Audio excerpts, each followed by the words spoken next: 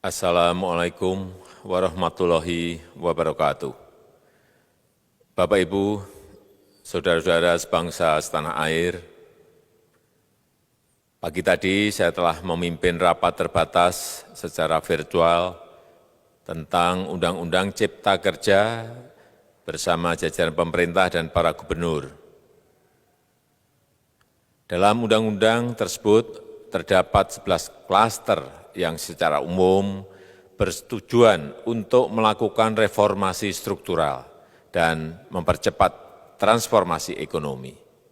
Adapun klaster tersebut adalah urusan penyederhanaan perizinan, urusan persyaratan investasi, urusan ketenagakerjaan, urusan pengadaan lahan, urusan kemudahan berusaha, urusan dukungan riset dan inovasi, urusan administrasi pemerintahan, urusan pengenaan sanksi, urusan kemudahan pemberdayaan dan perlindungan UMKM, urusan investasi dan proyek pemerintah, serta urusan kawasan ekonomi. Dalam rapat terbatas tersebut, saya tegaskan mengapa kita membutuhkan Undang-Undang Cipta Kerja. Pertama, setiap tahun ada sekitar 2,9 juta penduduk usia kerja baru, anak muda yang masuk ke pasar kerja, sehingga kebutuhan atas lapangan kerja baru sangat-sangat mendesak. Apalagi di tengah pandemi, terdapat kurang lebih 6,9 juta pengangguran dan 3,5 juta pekerja terdampak pandemi COVID-19. Dan sebanyak 87% dari total penduduk bekerja memiliki tingkat pendidikan setingkat SMA ke bawah, di mana 39% berpendidikan sekolah dasar. Sehingga perlu mendorong penciptaan lapangan kerja baru, khususnya di sektor padat karya. Jadi, Undang-Undang Cipta Kerja bertujuan untuk menyediakan lapangan kerja sebanyak-banyaknya bagi para pencari kerja serta para pengangguran. Kedua, dengan Undang-Undang Cipta Kerja akan memudahkan masyarakat, khususnya usaha mikro kecil, untuk membuka usaha baru. Regulasi yang tumpang tindih dan prosedur yang rumit dipangkas. Perizinan usaha untuk usaha mikro kecil (UMK) tidak diperlukan lagi, hanya pendaftaran saja. Sangat simpel. Pembentukan PT atau perseroan terbatas juga dipermudah. Tidak ada lagi pembatasan modal minimum. Pembentukan koperasi juga dipermudah. Jumlahnya hanya 9 orang saja. Koperasi sudah bisa dibentuk.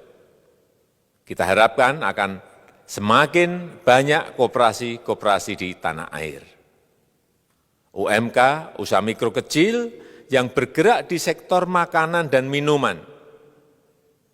Sertifikasi halalnya dibiayai pemerintah, artinya gratis. Izin kapal nelayan penangkap ikan misalnya, hanya ke unit kerja Kementerian KKP saja. Kalau sebelumnya harus mengajukan ke Kementerian KKP, Kementerian Perhubungan, dan instansi-instansi yang lain. Sekarang ini cukup dari unit di Kementerian KKP saja. Ketiga, Undang-Undang Cipta Kerja ini akan mendukung upaya pencegahan dan pemberantasan korupsi. Ini jelas karena dengan menyederhanakan, dengan memotong, dengan mengintegrasikan ke dalam sistem perizinan secara elektronik, maka pungutan liar, pungli dapat dihilangkan. Namun, saya melihat adanya unjuk rasa penolakan Undang-Undang Cipta Kerja yang pada dasarnya dilatar belakangi oleh disinformasi mengenai substansi dari undang-undang ini dan hoax di media sosial. Saya ambil contoh, ada informasi yang menyebut tentang penghapusan UMP, upah minimum provinsi, UMK, upah minimum kota kabupaten, UMSP, upah minimum sektoral provinsi. Hal ini tidak benar, karena faktanya upah minimum regional, UMR, tetap ada. Ada juga yang menyebutkan bahwa upah minimum dihitung per jam. Ini juga tidak benar. Tidak ada perubahan dengan sistem yang sekarang. Upah bisa dihitung berdasarkan waktu dan berdasarkan hasil. Kemudian adanya kabar yang menyebutkan bahwa semua cuti sakit, cuti kawinan, cuti khitanan, cuti baptis, cuti kematian, cuti melahirkan, dihapuskan. Dan tidak ada kompensasinya. Saya tegaskan juga ini tidak benar. Hak cuti tetap ada dan dijamin. Kemudian apakah perusahaan bisa mem-PHK kapanpun secara sepihak? Ini juga tidak benar. Yang benar, perusahaan tidak bisa mem-PHK secara sepihak. Kemudian juga pertanyaan mengenai benarkah jaminan sosial dan kesejahteraan lainnya hilang. Yang benar, jaminan sosial tetap ada. Yang juga sering diberitakan tidak benar adalah mengenai dihapusnya AMDAL, analisis mengenai dampak lingkungan. Itu juga tidak benar. AMDAL tetap ada. Bagi industri besar harus studi AMDAL yang ketat. Tetapi bagi UMKM lebih ditekankan pada pendampingan dan pengawasan. Ada juga berita mengenai Undang-Undang Cipta Kerja ini mendorong komersialisasi pendidikan. Ini juga tidak benar. Karena yang diatur hanyalah pendidikan formal di kawasan ekonomi khusus, di KEK. Sedangkan perizinan pendidikan tidak diatur di dalam Undang-Undang Cipta Kerja ini. Apalagi perizinan untuk pendidikan di pondok pesantren. Itu tidak diatur sama sekali dalam Undang-Undang Cipta Kerja ini. Dan aturannya yang selama ini ada tetap berlaku. Kemudian diberitakan bahwa keberadaan bank tanah. Bank tanah ini diperlukan untuk menjamin kepentingan umum, kepentingan sosial, kepentingan pembangunan nasional, pemerataan ekonomi, dan konsolidasi lahan serta reforma agraria. Ini sangat penting untuk menjamin akses masyarakat terhadap kepemilikan tanah, kepemilikan lahan, dan kita selama ini tidak memiliki bank tanah. Saya tegaskan juga bahwa Undang-Undang Cipta Kerja ini tidak melakukan resentralisasi kewenangan dari pemerintah daerah ke pemerintah pusat. Tidak ada.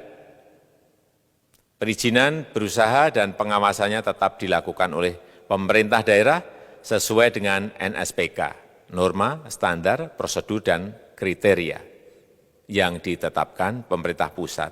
Ini agar dapat tercipta standar pelayanan yang baik di seluruh daerah. Dan penetapan NSPK ini dapat nanti akan diatur di dalam PP atau peraturan pemerintah. Selain itu, kewenangan perizinan untuk non-perizinan berusaha tetap ada di Pemda, sehingga tidak ada perubahan. Bahkan kita melakukan penyederhanaan, melakukan standarisasi jenis dan prosedur berusaha di daerah. Dan perizinan berusaha di daerah diberikan batas waktu. Ini yang penting di sini. Jadi ada service level of agreement. Permohonan perizinan dianggap disetujui bila batas waktu telah terlewati. Saya perlu tegaskan pula bahwa Undang-Undang Cipta Kerja ini memerlukan banyak sekali peraturan pemerintah atau PP dan peraturan presiden atau Perpres. Jadi setelah ini akan muncul PP dan Perpres yang akan kita selesaikan paling lambat 3 bulan setelah diundangkan. Kita pemerintah membuka dan mengundang masukan-masukan dari masyarakat dan masih terbuka usulan-usulan dan masukan dari daerah-daerah. Pemerintah berkeyakinan melalui Undang-Undang Cipta Kerja ini jutaan pekerja dapat memperbaiki kehidupannya dan juga penghidupan bagi keluarga mereka. Dan kalau masih ada, jika masih ada ketidakpuasan terhadap Undang-Undang Cipta Kerja ini, silahkan mengajukan uji materi atau judicial review melalui MK, Mahkamah Konstitusi. Sistem ketatanegaraan kita memang mengatakan seperti itu. Jadi, kalau masih ada yang tidak puas dan menolak, silahkan diajukan uji materi ke MK. Saya rasa itu yang bisa saya sampaikan pada kesempatan yang baik ini. Terima kasih. Wassalamualaikum warahmatullahi wabarakatuh.